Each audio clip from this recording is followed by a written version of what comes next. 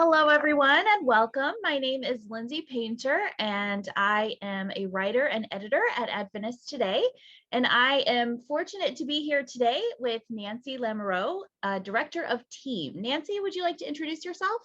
Yes, thank you, Lindsay. I am the new Executive Director, effective March 1 of this year, of TEAM, which stands for Time for Equality and Adventist Ministry, which is an organization that is looking at helping women get ordained as well as educating them. Wow, that is such important work. I am so happy that we get to talk to you today. Thank you. Please tell me a little bit about TEAM. I think that many of our viewers today will probably not have heard of it. So what is it? What kind of organization is it? Well, it's an organization that originally started out to advocate for ordination of women in 1988, 33 years ago. Pat Habida was the chair, and the members were all men, and there were 5 men who were the members of this: Jim Londas, James Cox, Randall Wisby, Will Eva, and Bert Holobiak were some of the original founders of an ad hoc committee that came out of the Association of Adventist Women. So they kind of helped TEAM get developed. TEAM itself is 33 years old, and the scholarship program is 30 years old. But when TEAM was formed in 1988, there was also, the organization was set up with a board member of about 11 men and 11 women, and Rebecca Brelhart was the project manager. Bev Habida was the director from 2006 to 2021, when I became executive director. And Pat Habida was the director from 1988 to 2006. Wow, so you started in 1988. Yes. I imagine back in 1998, they expected to achieve equality a little bit sooner than we have in our church. What do you think? Oh, I think that was the goal. I think if they had any idea of the journey that TEAM was going to go on, it would have been a little overwhelming at that time, because they started this optimistic, full of hope, and ended up being a resilient organization that worked through disappointment after disappointment. And our first newsletter, I'll give you a little bit more of our history, was published in 1989. And TEAM also encouraged North American Division to appoint its first women's ministries director. In 1991, the scholarship started as, for a variety of reasons, and I'll go over that as we go on. In 1995, there was a high hope for ordination in the General Conference session in Utrecht. It didn't happen. And I think at that time, a realization was coming that education is really vitally important for our women if we want them in these positions of pastoral leadership and leadership itself. So the scholarship program was continually strengthened. And I will tell you the success, and then I'll talk about how we arrived at that.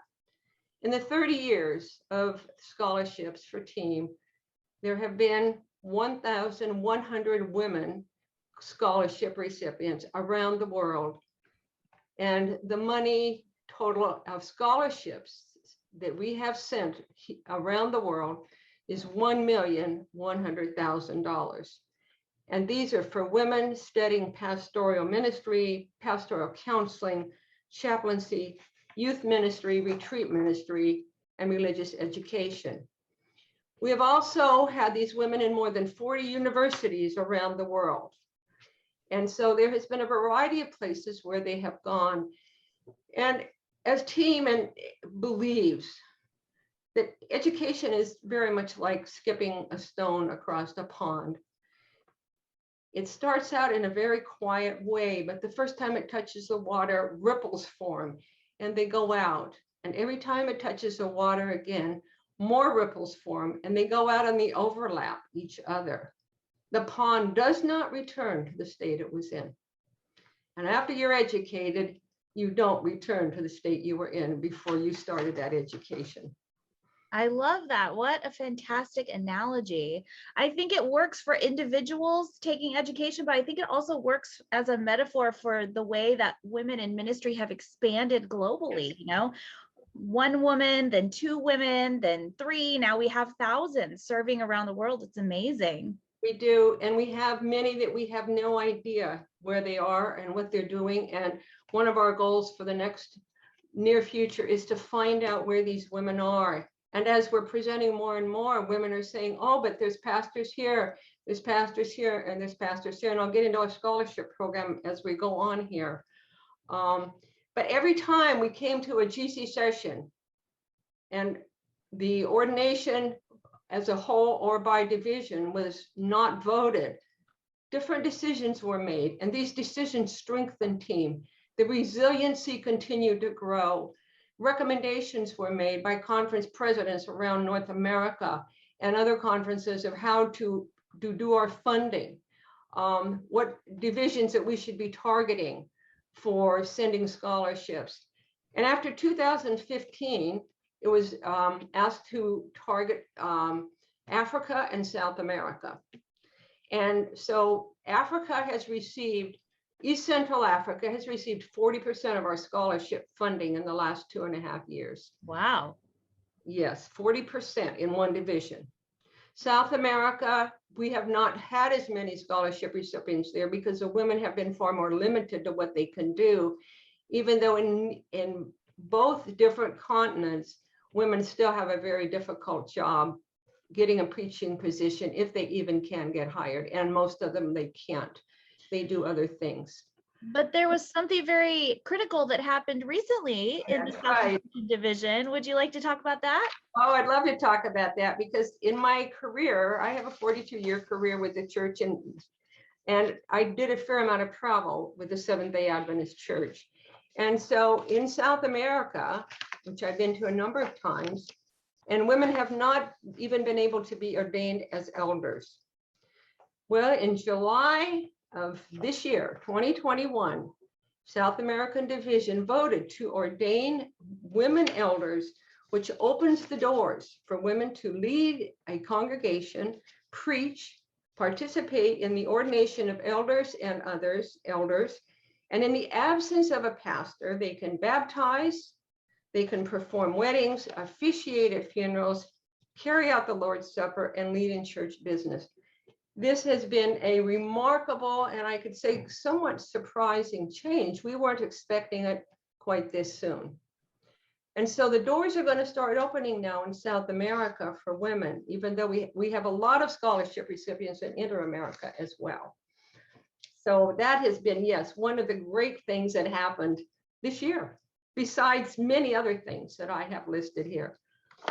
That is so fantastic. I love hearing that. I always think about women's leadership in the church or women's ordination as like a big dam. Somebody's holding it back. And every time one of these things happens, a little piece gets pulled out of the dam. And one of these days that dam's going to break and we're going to see equality for women in the Adventist church.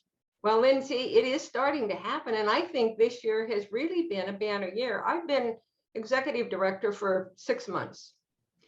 And the things that I have seen happen in these 6 months, for me, have been remarkable because I've been a church employee for 42 years. And watching women in leadership throughout my career, I've never seen the progress I've seen in this last 6 months to a year that's happened with women. And let me just share a couple of things with you that happened, not only in ordination, but in commissioning. More and more women are getting commissioned. Atlantic Union commissioned 2 women in July of this year. South Pacific Division created a new position and appointed a woman to serve in the new position of Associate Ministerial Director for Women in Ministry in the South American Division, July of this year. First time that brand new position developed to develop women studying ministry around that division and having support coming out of the division office. Dr. Edna Jankowitz is the new director. And of course, we talked about the South American division and what they have done. And then in July 1 this year, Potomac Conference, a conference I'm in, Potomac Conference, and we are in Maryland, Columbia Union, appointed its first female lead pastor. Her name is Pastor Lola Moore Johnson. She was installed July 1 as a senior pastor of Restoration Praise Church in Bowie, Maryland. We have lots of pastors, ordained pastors, by the way, in this union, because our union ordains pastors in this Columbia Union. But this is the first woman who has been a senior pastor of a church, a lot of associate pastors. And we're very proud of that. And of course, then we don't want to forget what happened in Pacific Union in August of 2021. For the very first time, North American Division has elected a woman to serve as executive secretary in the North Pacific Union. She is the first woman to serve as executive secretary in a union in the North American Division. It's a name many of us are familiar with, Sandra Roberts. Roberts was also president of the Southeastern California Conference for 8 years. And so you can just see in the last 3 months, some of the remarkable things that have happened. And so this dam you're talking about, I think, is starting to break down. Yeah, we're seeing global gains. It's fantastic. So tell me a little bit more about the scholarship program that you run. I noticed it has a global focus. It does. Yeah. Our scholarships are basically in 3 languages, actually 4 languages: English, the 2 versions of Spanish, and Portuguese right now.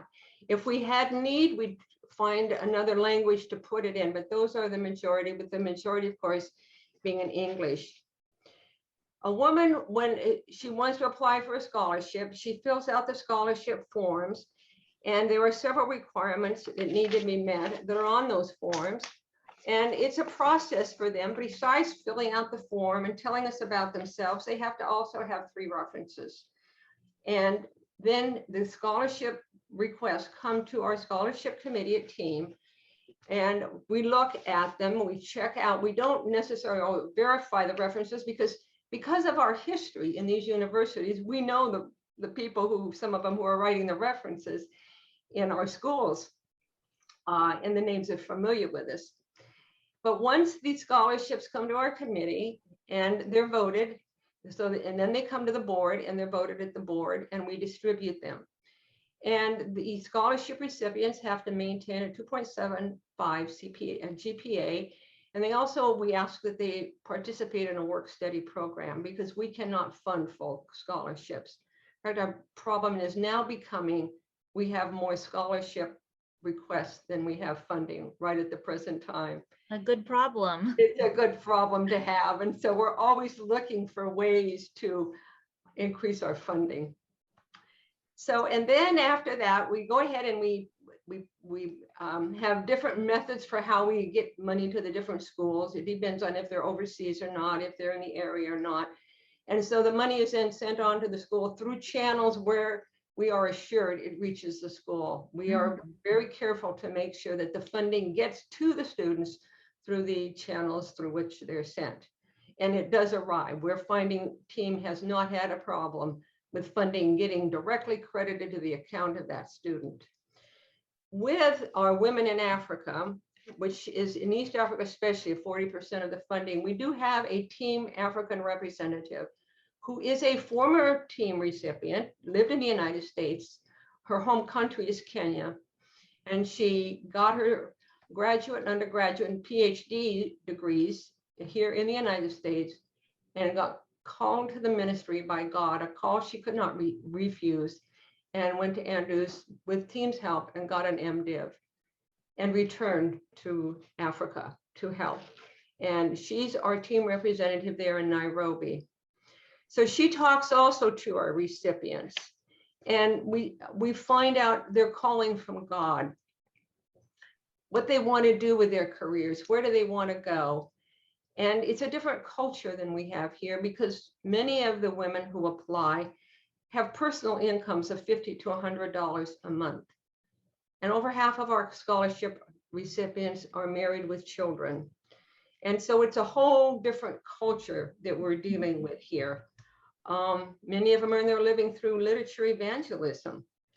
And these women work hard. In one of our universities, in University of Eastern Africa in Bariton,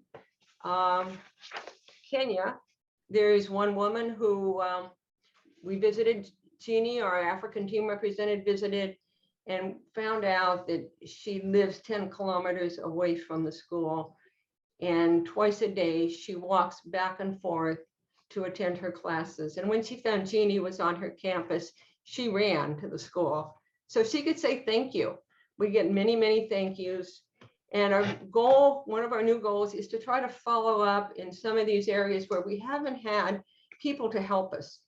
In South America and in America, we kind of know where the women are going because we have contacts in some of these places. And so we're developing those in Africa as well. And let me share with you a little bit about what goes on, especially in Inter-America, in our seminary in Cuba, which many people don't even know we have. It happens to be the school where we have our most scholarship recipients. Wow, in Cuba. In Cuba. Yeah. And right now, I believe the number is 22. Some women come to that school because the tuition is probably the cheapest tuition in our system, $240 a semester. And wow. The education is fantastic, I can tell you.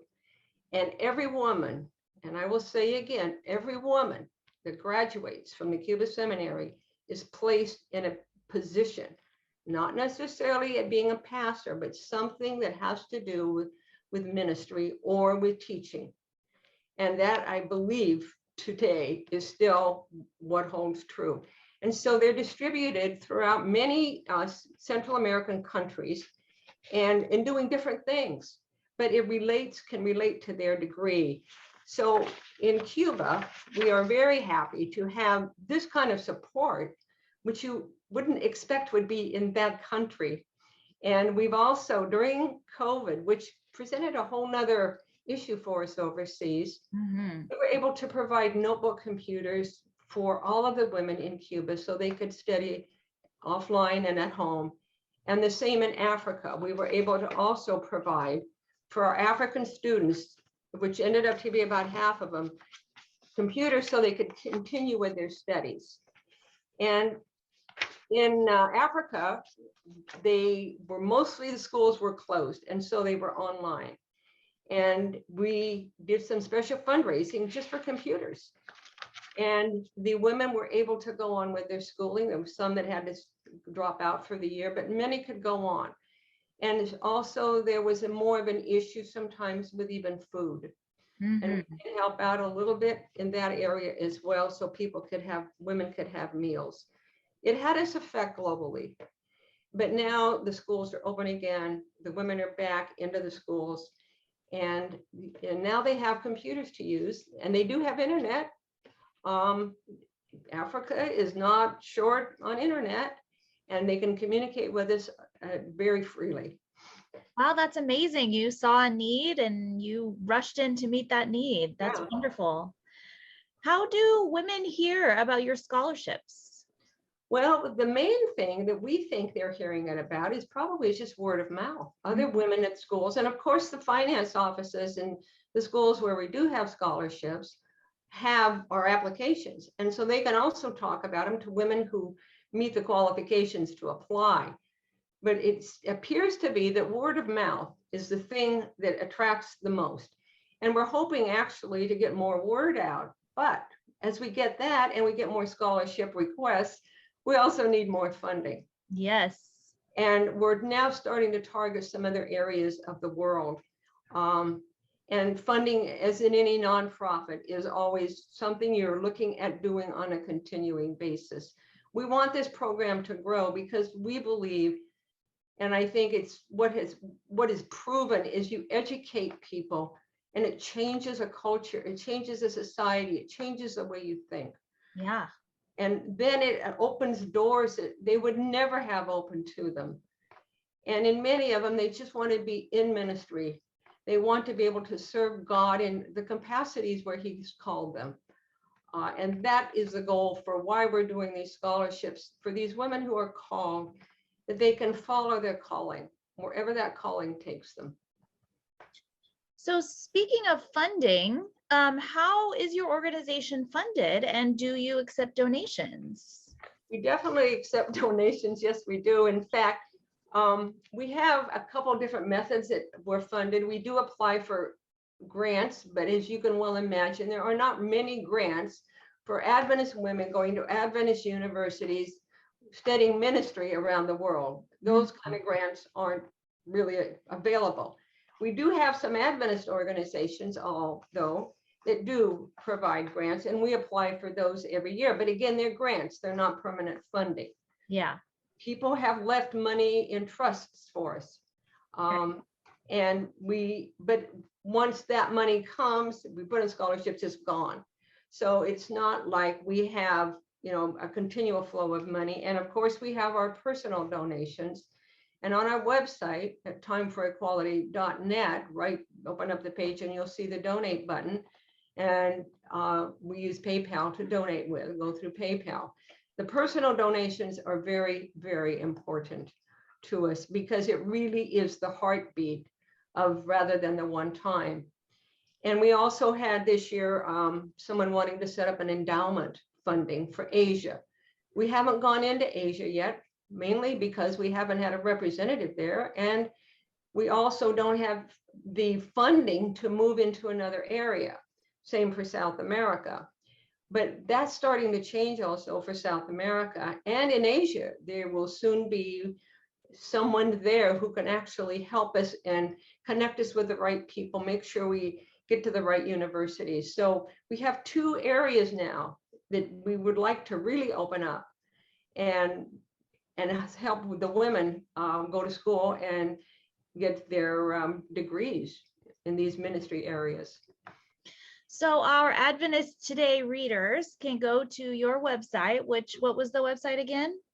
Timeforequality.net. Timeforequality.net.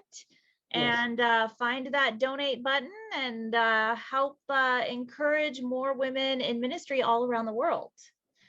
Yeah, because what we started out for, the theme we started with, which is still a theme, ordination is not off the plate, but education. Educating not only these women, but these women educate their children. Yeah. And the girls then believe they can actually have an opportunity of doing something different. And education in some third world countries means something very different than education means here. It moves them out of poverty. Mm-hmm. It moves them into jobs where they can actually do something and then educate their daughters. And so as we moved down this path, the team moved down this path, which it thought was going to be one way, the path changed. But ordination still is there because it is still something that we are striving to achieve, is that equality. But education also, and getting women in leadership positions and getting people used to seeing women in those positions. I think that's another goal that we're striving for, is getting used to seeing us in traditional male roles. Mm-hmm. That is an adjustment. Yeah. Yeah. And so by moving them into leadership, that also helps toward the goal of ordination. Yeah, it helps other people who aren't in ministry start normalizing the idea of having women in leadership roles and ministry roles. And we're slowly changing the world one woman at a time. That's pretty true. And it's not just in our church, we're seeing it all around us. And so, it's very encouraging to see that the glass ceiling maybe is cracking a bit.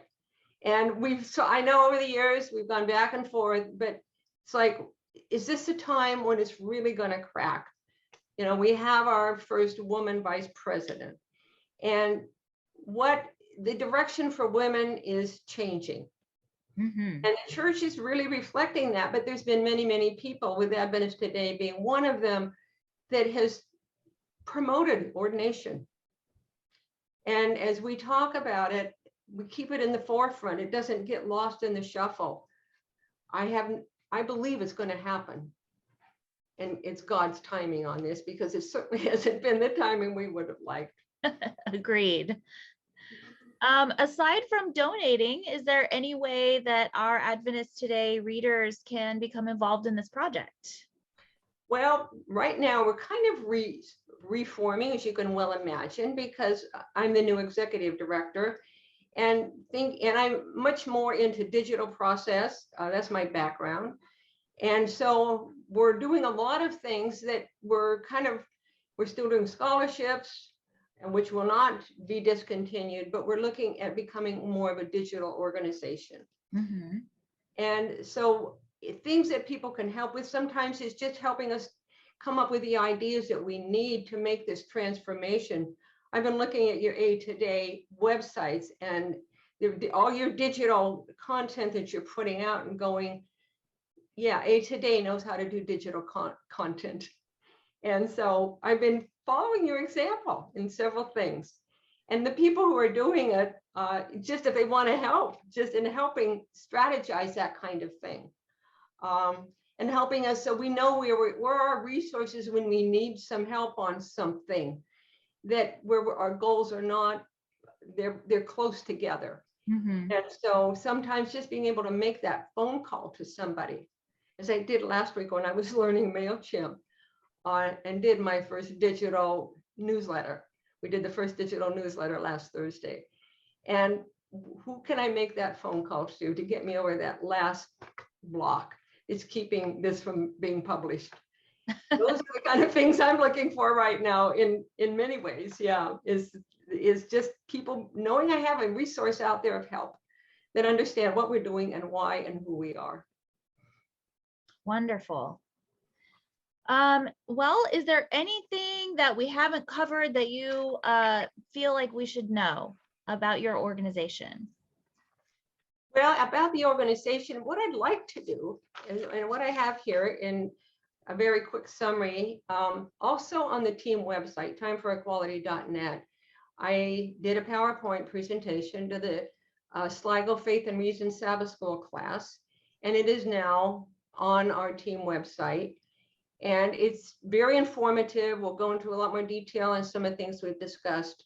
But I want to share with you a couple of the stories of our team recipients and what they have done and what they are doing, and also what's happened, at a couple of quotes from men who have written into us. It gives us, as we look culturally across into our different continents and hear what they have to say to us, it paints a different picture than we see here. And there's one from the chaplain of Bugama University in Uganda, and that's in East Central Africa.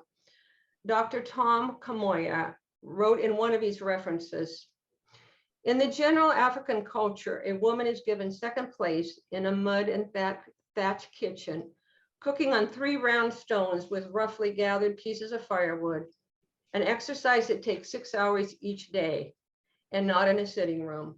Consequently, any effort to assist or promote a woman or girl, especially in the Christian context, environment, or culture, comes to us as a breath of fresh air.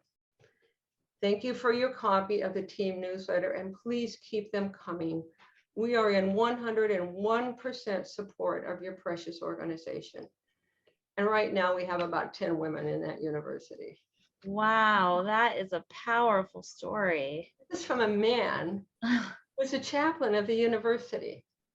And I get these kind of references quite often from the universities about what team.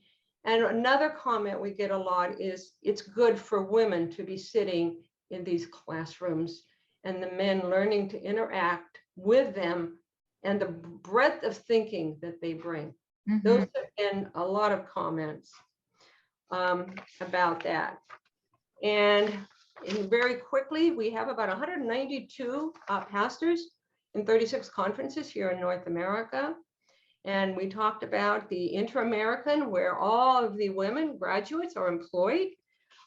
We've awarded 53 scholarships in the last 5 years in the Cuba Seminary.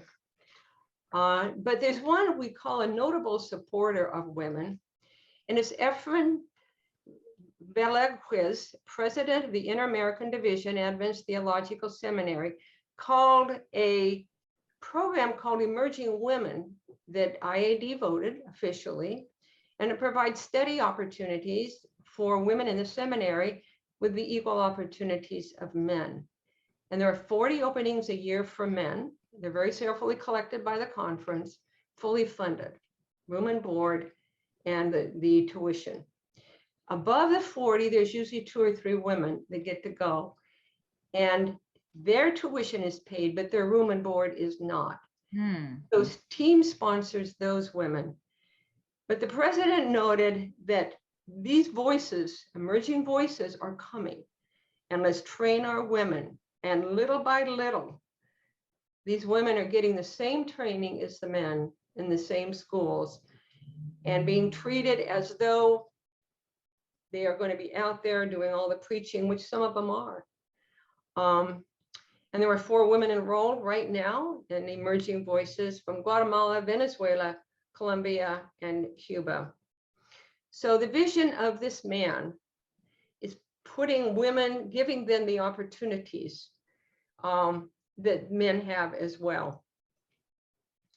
And so we've been very grateful for him and for his help. And we've had some stories that have come out, and I'll share a couple stories here from Africa, what the women want to do. We have a university, Adventist University of Africa, which is in Nairobi, Kenya. And the woman there says, I desire to enter the field of religious education as a teacher or continue with pastoral ministry if employment is available. Joyce, coming out of the University of Eastern Africa, which is in Bariton, Kenya. My dream is to reach the world through the word of God. Jacqueline, which comes out of Andrews. Ministry is what I was born to do. I'm content to allow God to lead as he defines. I provide pastoral counseling, referrals, and grief support to those who need it. We have a story of a woman in Esther, who's a current team recipient in our university in Bugama, and she is starting a study group of people. There's a picture on the PowerPoint presentation of all the people that she's working with, Sunday keepers, and she has now baptized 3 of them. Wow. Yeah. And our latest newsletter on the back page is one of our recipients, as well as a laptop recipient, who's holding evangelistic meetings in Nairobi, Kenya, at one of the local schools. And so these are the kind of things that are happening. Little by little, they're reaching out. Women are reaching different places in different ways that men have traditionally not done because of their pastoring. And the women want to be chaplains and serve in any way they can to help out with their ministry. We continue to get stories about women from all over the world right now. We have also one of our scholarship recipients is the first woman from Madagascar.